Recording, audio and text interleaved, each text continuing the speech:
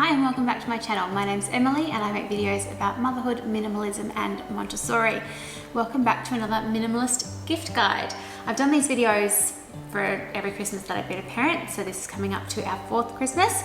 And I just want to show you how we do Christmas in our family, how we keep our gifts minimal and intentional, and make sure that we aren't overwhelming our kids, but they still have a really great experience. Our approach with gift giving has so far to look at 5 categories: want, need, wear, read, and recently share, because we have 2 children and we are expecting our 3rd very shortly after Christmas, so we wanted to have a joint present in there as well. We don't try and spend an equal amount of money on our kids. We have an overall Christmas budget, but it's more about finding what suits each child individually than about trying to make sure that they have an equal amount of dollars spent on them. So with that in mind, let's kick off our gift giving for 2022 and have a look at the products that I would recommend. So for want, our first category, this is the first year that either of our children has actually asked for something, and all year our almost 4-year-old Violet has been asking for a watch. So we decided that that was great. I'm a little concerned about her losing it, but you know, if she does, she does, and that'll be a learning experience. But in the end, we decided to go with this Time Teacher Cactus watch. The reason we chose this one is that we did want an analog watch. She isn't capable of properly telling time yet, but she is learning a little bit about it. And on this one, you can see that you've got a side that shows minutes past the hour, and they've clearly shown that, and then minutes to the hour, which I think will be a really good step in learning to tell time. It looks durable, it is waterproof. This actually wasn't very expensive. I think it was about $30 or $40, but I think she'll be really excited about it. For Freddie, who is currently 19 months old, we went with the Duplo Deluxe Basic Brick Blocks, there's a mouthful for you, for his want present, even though he has expressed no desire in any direction whatsoever and doesn't know what Christmas is. The reason we went with this is that we do have quite a nice amount of Duplo, but we mostly have sort of the more specialty sets. So we really are a bit limited in terms of actual building, and the kids both love to build. This will be a present that will really round out that Duplo collection. Yes, it's a plastic toy, but I think that in terms of your open-ended toys that are gonna last your family for, well, generations, if you like, Duplo is a really fantastic one. Next category up is need, and something that we are constantly running short of and actually do not have enough of are kids' bath towels.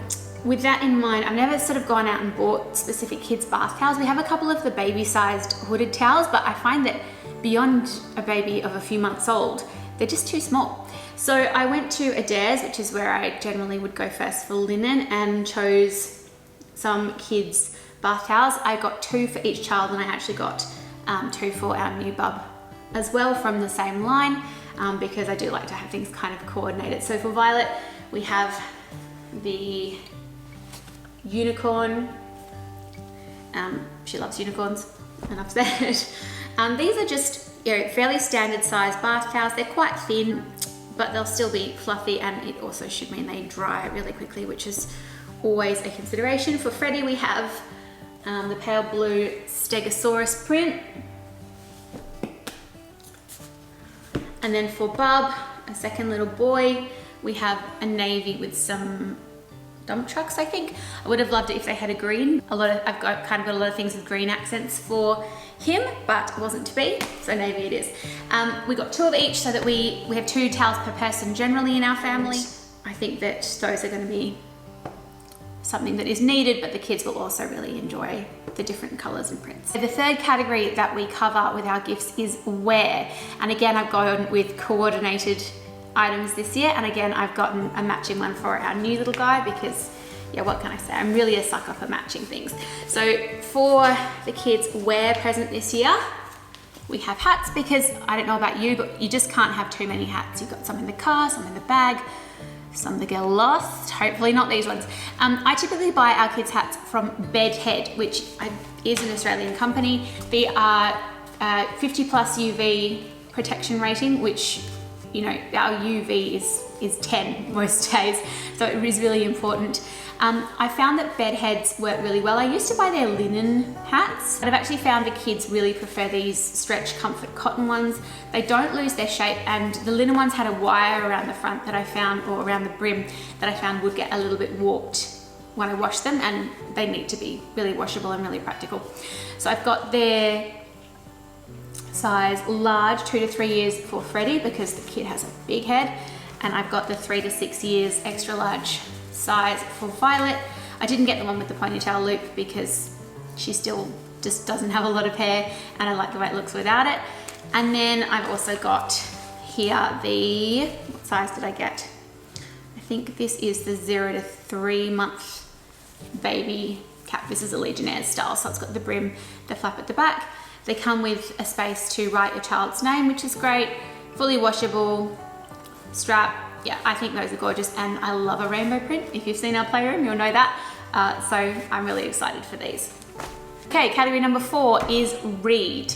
And for our kids this year, for Freddie, we have the only one that we haven't got in the Bear series from Nick Bland. We love these books. The Very Cranky Bear has been a family favorite since Violet was a baby, and this is the only one we haven't got currently out on our shelves.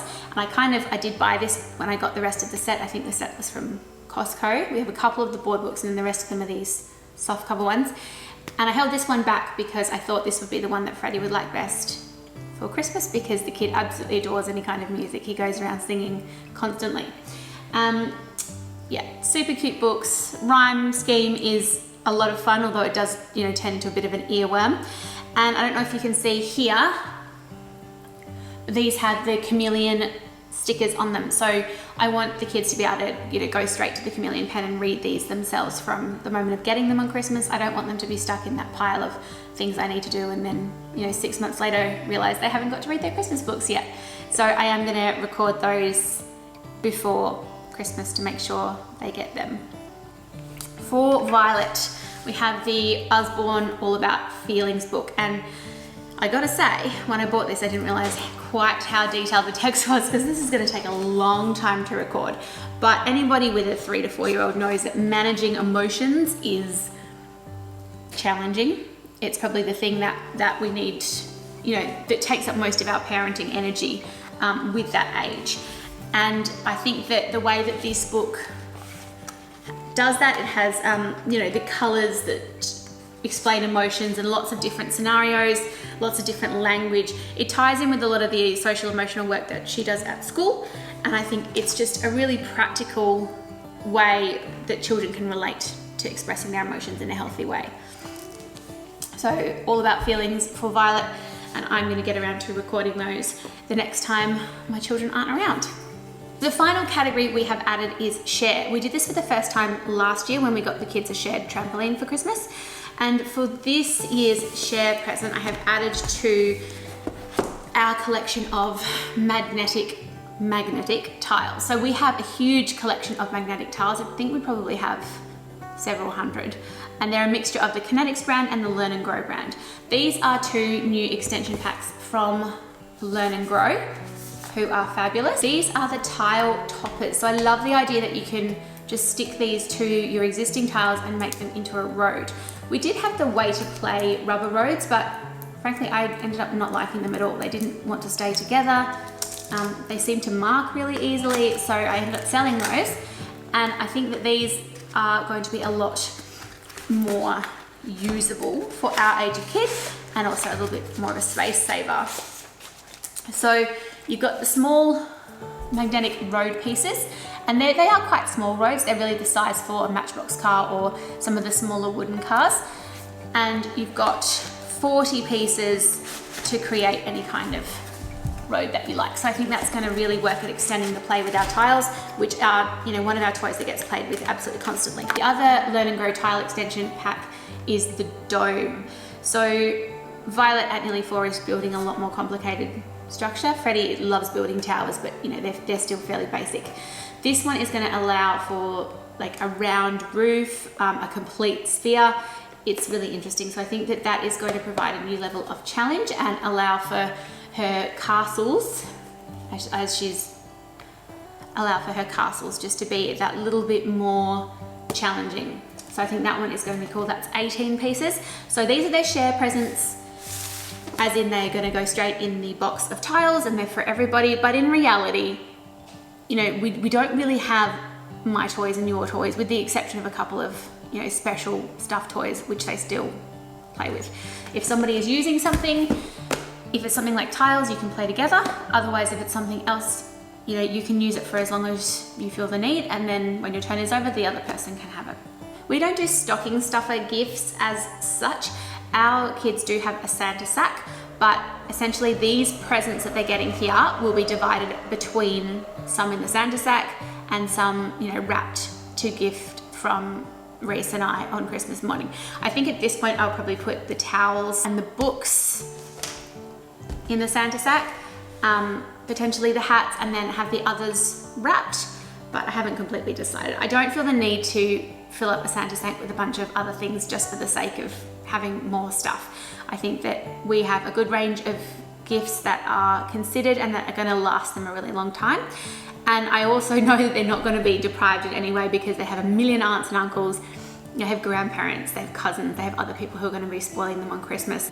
And I do know just the amount of overwhelm that can come from just a boatload of presents at once, and then nothing is special and nothing is played with and nothing is cared for, and I really don't want to cultivate that. So for us, it's really important to keep Christmas minimal, intentional, try and find good quality items that are going to last, and make sure they are really respected from the time that they come into our house.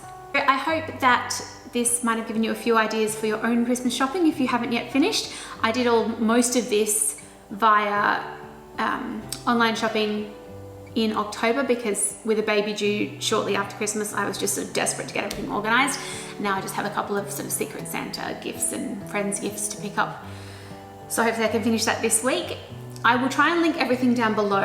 If you have a question about a product or just about gifts in general or anything to do with minimalism, please drop it in the comments below, and I'll see you all very soon. Bye.